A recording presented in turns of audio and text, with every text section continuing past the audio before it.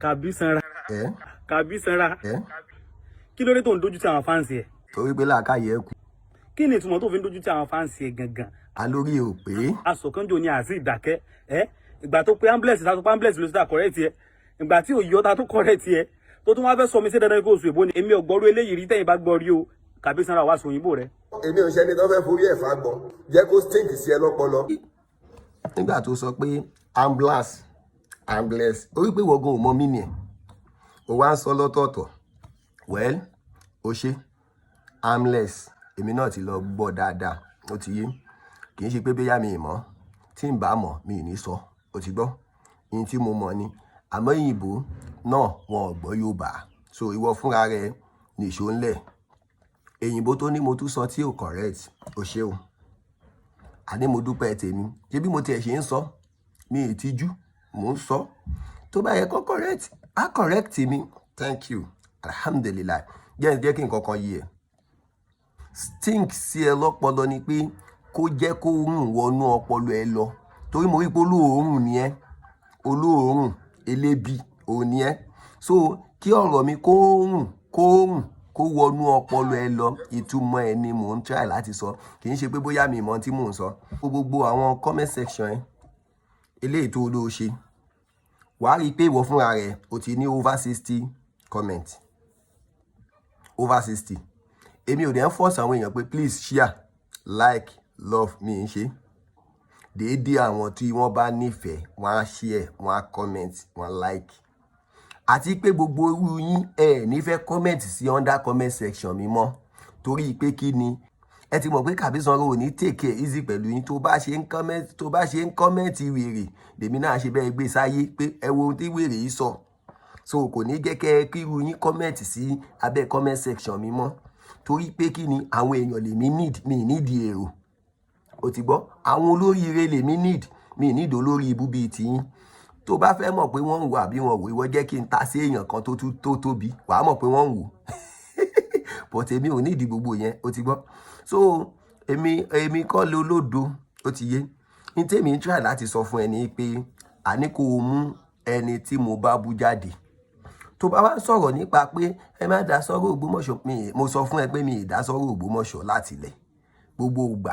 gbogbo fídíò mi kò sí tí mo fi dá sọ́rọ̀ Ògbómọ̀ṣọ́ ọ̀rọ̀ àfáà mi ló kàn mí ẹ lè máa bú àfáà mi kẹ́ ẹ ní kí n fold hand ó dáa ṣé gbogbo àwọn tí wọ́n ń sọ̀rọ̀ nípa bàbá wa Mùdírù Mọ́ríkàs ṣé gbogbo wọn lọ́jọ́ mọ́ Mọ́ríkàs ni àmọ́ àfáà gbogbo wa ni ẹni bá ti tàbùkù wọn ó yẹ kán àwọn èèyàn á jáde náà so ìyìn tó ṣẹlẹ̀ nìyẹn so ọ̀rọ̀ Ògbómọ̀ṣọ́ ò kàn mí o káwọn kan wá ní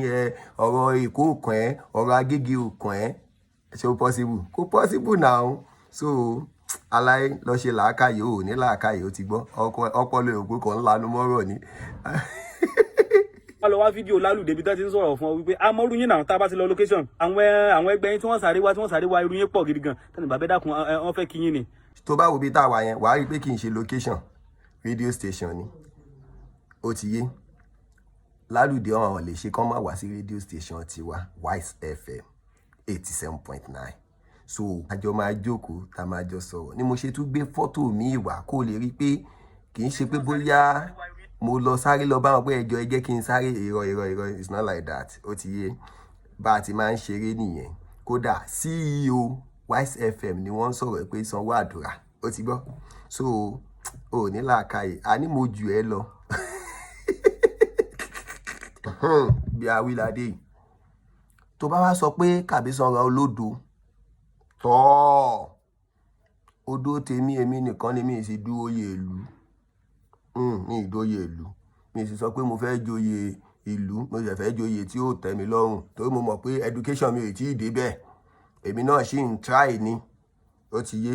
àmọ́ irú tèmi tí wọ́n bá rí